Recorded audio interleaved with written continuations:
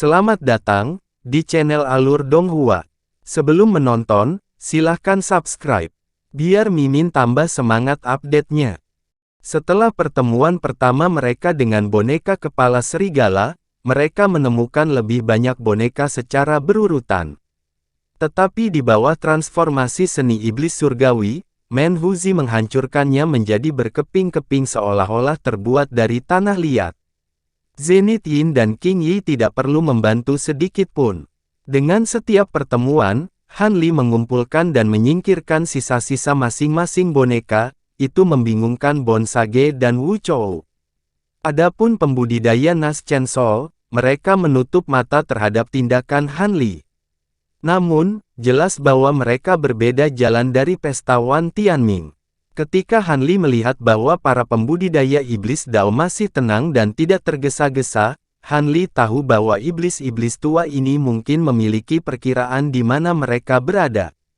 Tetapi sejak mereka mulai bertemu dengan penjaga boneka, Zenith Yin dan yang lainnya tidak lagi berjalan lurus ke depan dan mulai bergantian.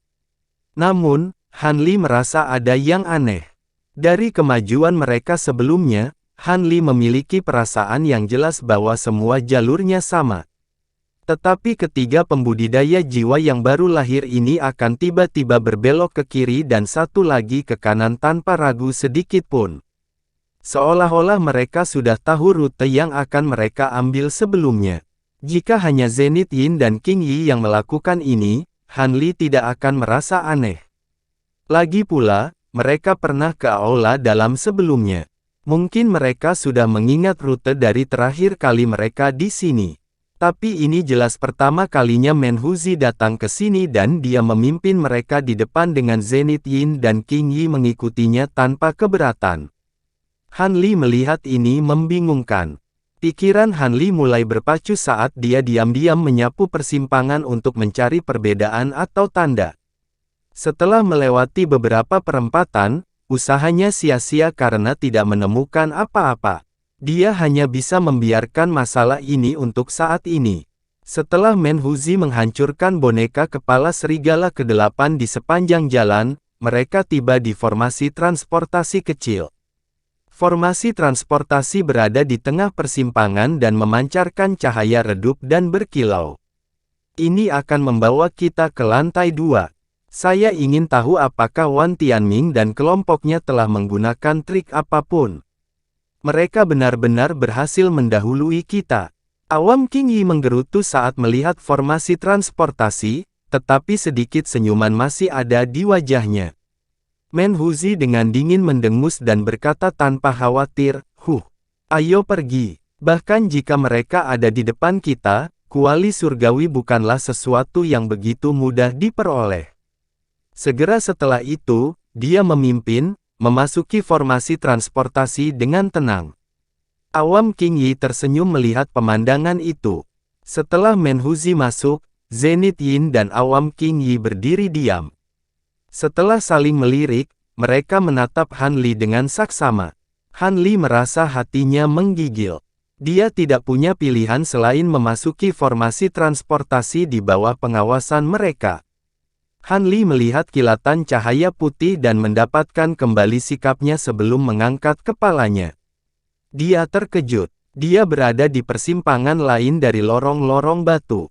Jika bukan karena Menhuzi yang berdiri di depannya, Han Li akan berpikir bahwa formasi transportasi telah gagal.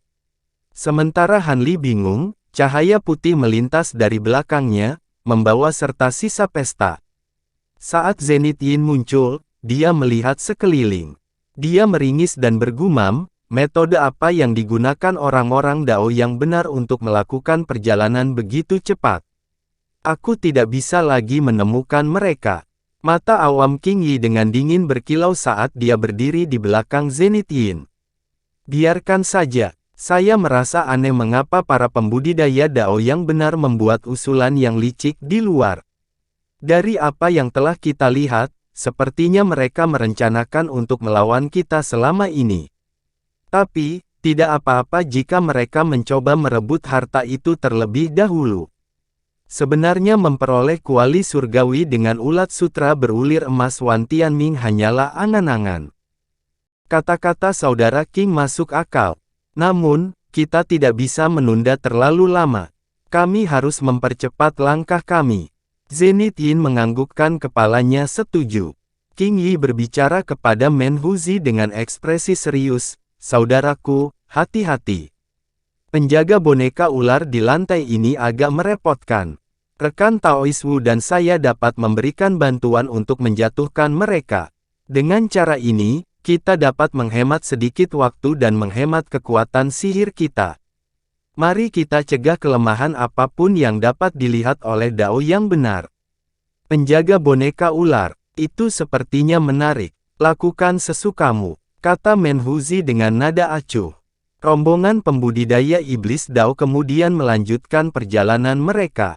Tidak lama kemudian, Han Li menemukan perbedaan antara lantai pertama dan kedua. Persimpangan di lantai 2 jauh lebih kecil dari lantai pertama. Mereka juga terpisah lebih jauh dengan beberapa jebakan dan batasan menakutkan yang dipasang di sepanjang jalan.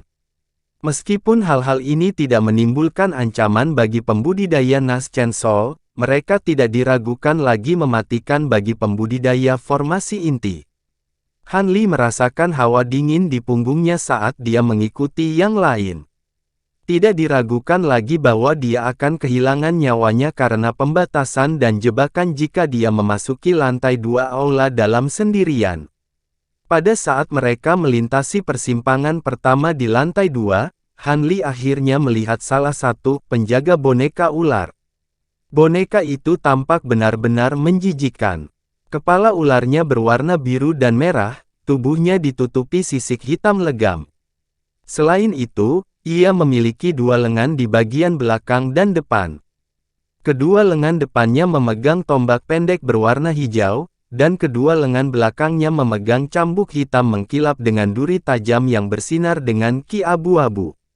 Ketika boneka melihat kelompok mereka, itu segera menyerang mereka dengan seberkas cahaya hitam.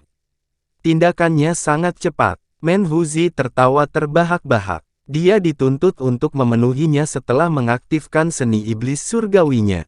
Adegan berikut membuat Han Li kagum. Boneka iblis ular itu luar biasa cepat dengan tombak hijau dan cambuknya.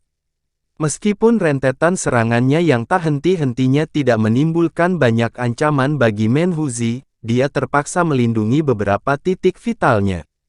Karena dia tidak menggunakan harta sihir apapun. Meskipun tidak diketahui dari bahan apa tombak hijau itu dibuat, sedikit merusak tangan berlapis emas Menhuzi saat terkena benturan, meninggalkan 2 luka. Ekspresi keheranan terpancar dari wajah Menhuzi. Pada saat inilah Zenith Yin dan King Yi memutuskan untuk bertindak. Zenith Yin menggunakan Heaven Void Course Fire yang telah mengilhami ketakutan di Han Li ketika mereka pertama kali bertemu. Bola api hitam muncul di tangannya sebelum berubah menjadi benang hitam halus saat ditembakkan. Sama seperti boneka itu menembus seni setan surgawi Menhuzi, ia meninggalkan penjagaannya. Dalam sekejap, salah satu lengan depannya diselimuti oleh api hitam dan menghilang. Adapun King Yi, dia membuka mulutnya dan seutas cahaya biru dengan liar keluar menuju boneka itu. Benang cahaya biru melilit boneka itu dan kemudian meledak, menyebabkan boneka itu jatuh. Ekspresi sengit muncul dari wajah Menhuzi. Mengambil keuntungan dari kesempatan itu, dia melepaskan raungan rendah dan pemandangan itu berkobar dengan cahaya yang menyilaukan. Dia kemudian muncul dengan lengannya menembus perut boneka. Permata hijau dipegang di genggamannya.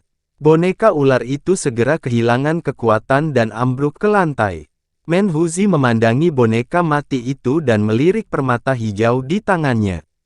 Dengan ekspresi jahat berkedip-kedip di wajahnya, dia menghancurkan permata itu dengan mengepalkan tangannya. Tapi setelah dia membuka tangannya, dia menemukan permata itu sama sekali tidak hancur. Bahkan ekspresi Menhuzi yang biasanya biadab pun berubah melihat ini.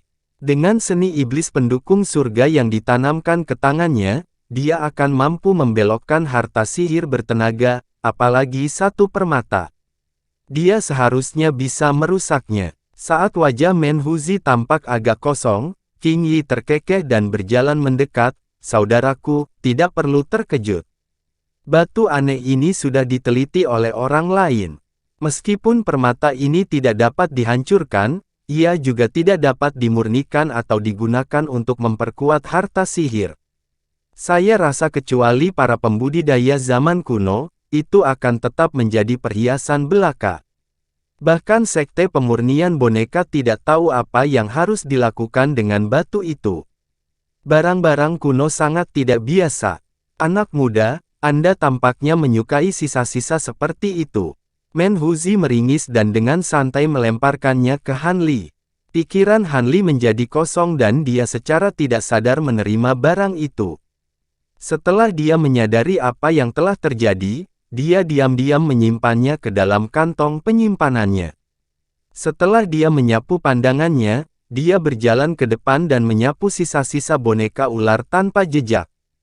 Saat Han Li pergi untuk mengumpulkan 2 tombak hijau, dia samar-samar merasakan Zenith Yin mengamati benda-benda itu, tapi dia segera mengalihkan pandangannya secara diam-diam. Meskipun tindakan ini cukup sembunyi-sembunyi, itu menyebabkan hati Han Li menggigil. Kedua tombak pendek ini benar-benar barang yang bagus dan Zenith Yin menginginkannya. Tapi dia tidak bisa dengan paksa mendapatkannya sekarang dan melupakan kuali surgawi. Namun, ini hanya memberi Zenith Yin alasan lain untuk membuang Han Li sesudahnya. Dengan pemikiran itu, Han Li menundukkan kepalanya dan tersenyum pahit. Ekspresinya dengan cepat kembali normal sebelum dia mengangkat kepalanya. Setelah itu, 3 pembudidaya Nas Chen Sol bekerja bersama. Meskipun boneka dan larangan di lantai ini agak keras, tidak ada yang mengalami kerusakan saat mereka melewati lantai ini dan pindah ke lantai ketiga. Setengah hari kemudian di suatu tempat di lantai 5 aula dalam, ada 3 orang yang mendiskusikan sesuatu dengan berbisik. Mereka adalah kelompok pembudidaya Dao yang benar dari Wan Tianming. Tidak jauh di depan mereka terbentang sebuah platform batu yang sangat besar. Lebarnya lebih dari 400 meter dan tingginya sekitar 100 meter. Tampaknya seluruhnya terbuat dari batu abu-abu biasa. Ada beberapa ratus anak tangga di depannya menuju ke puncak, dan itu ditutupi oleh penghalang cahaya putih. Tapi yang paling aneh adalah pancaran cahaya biru yang terletak di dalam penghalang cahaya. Cahaya biru ini semakin terang saat mendekati puncak dengan kilau menyilaukan di dalamnya. Itu membuat pemandangan begitu cemerlang, orang tidak bisa melihat langsung dan melihat apa yang ada di dalamnya. Di sisi platform batu ada balok es tebal. Kilauan di dalam es yang tembus cahaya membuat kontras yang indah dengan batu di sebelahnya. Berdiri di depan platform batu, Wan Tianming berkata dengan suara yang dalam, "Apa? Kekuatan sihirmu hampir pulih. Kalau begitu, ayo berangkat. Meskipun kami menggunakan ritus penciptaan sekte takdir ilahi untuk menghindari penjaga boneka, kami masih tidak punya banyak waktu." Seni iblis surgawi Menhuzi seharusnya bisa menangani boneka dengan mudah. Hanya ketika dia mencapai lantai 4 dia harus mengeluarkan lebih banyak usaha. Taois tua Tian Wuzi berbicara setuju dengan sedikit kegembiraan di matanya, "Saudara Wan benar. Ayo ambil harta karun itu." Petani tua berkulit gelap itu diam-diam mengangguk dan tidak mengatakan apa-apa lagi. Wan Tianming tidak keberatan dengan tindakannya. Dia tahu bahwa meskipun lelaki tua keriput ini pendiam, seni inti gioknya cukup luar biasa. Kekuatannya yang sebenarnya bahkan melebihi Tian Wuzi.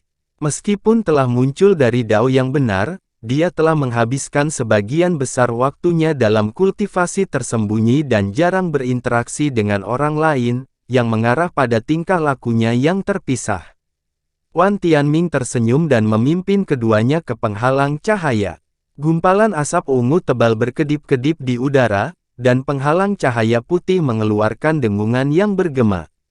Dengan lambaian tangannya, Wan Tianming membelah lubang setinggi 3 meter, memungkinkan mereka berjalan dalam barisan.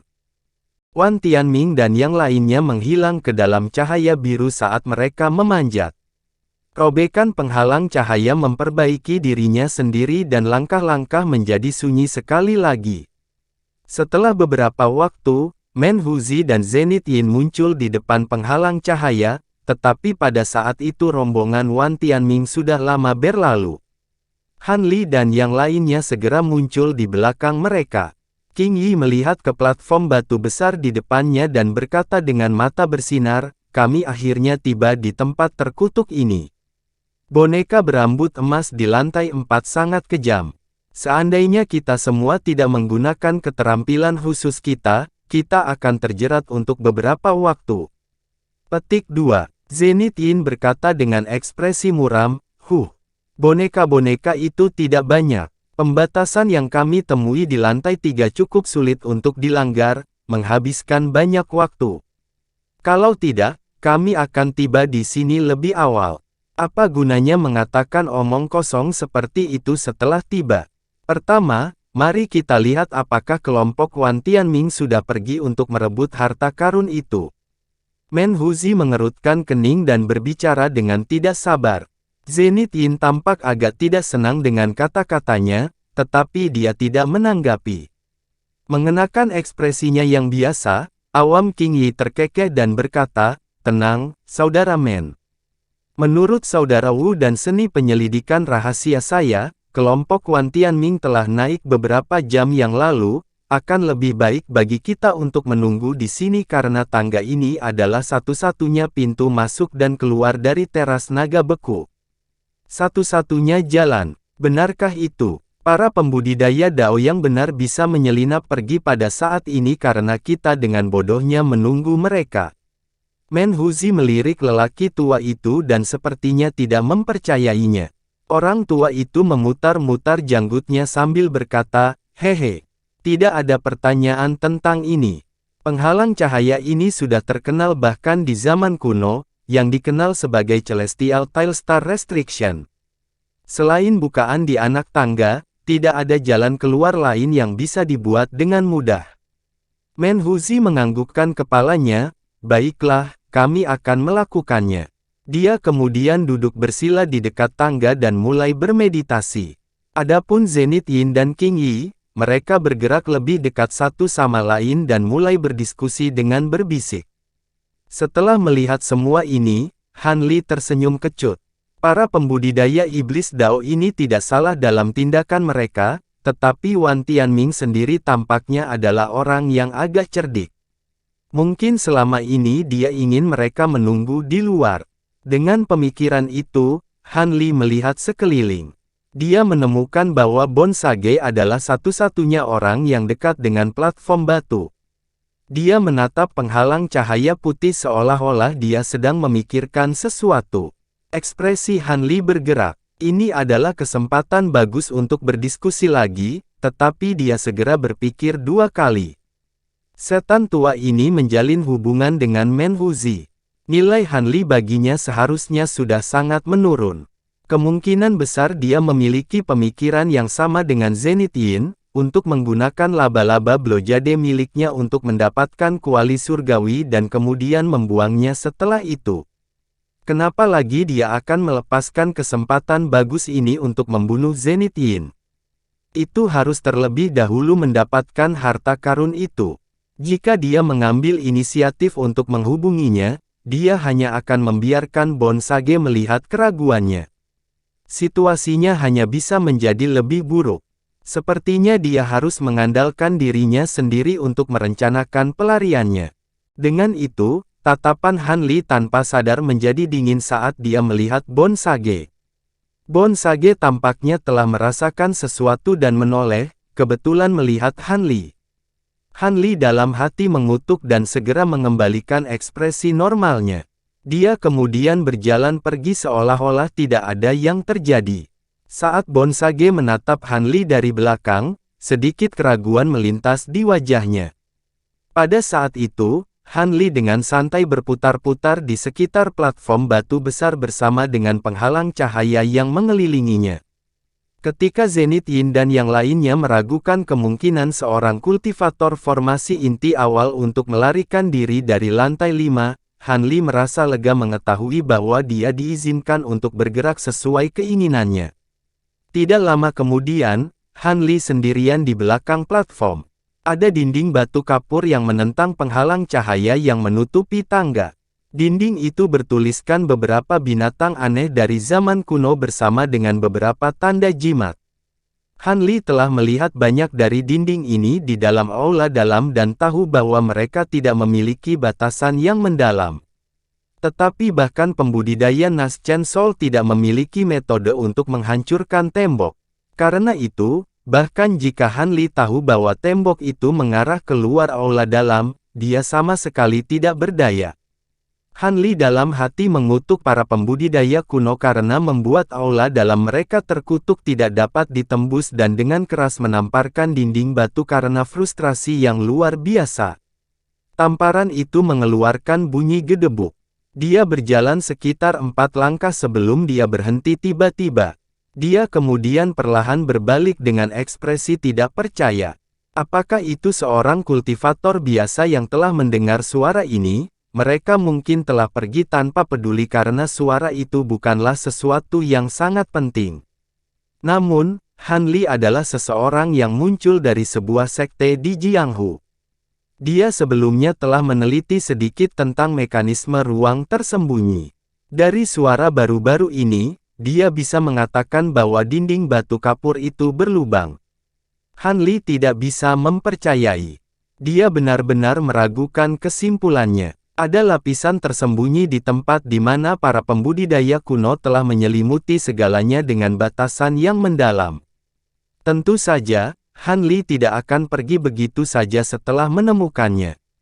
Setelah berpikir sejenak, dia dengan cepat kembali ke dinding. Dia mengulurkan 2 jari dan mulai mengetuk di sekitar dinding batu kapur yang dia pukul sebelumnya. Pada ketukan ketiganya di dinding batu kapur, hati Han Li bergetar. Tatapannya jatuh pada mata merah dari ukiran binatang iblis bersayap. Meskipun ukiran itu tidak menyimpan esensi apapun, itu tampak hidup. Haus darah mengamuk binatang itu ditampilkan dalam detail yang brilian. Han Li hanya melirik gambar itu sejenak sebelum melanjutkan ketukan ringan di dinding batu. Dia akhirnya menjadi benar-benar yakin bahwa batu itu memang berlubang dan ada sesuatu yang terkandung di dalamnya. Terima kasih sudah menonton, sampai jumpa di episode selanjutnya.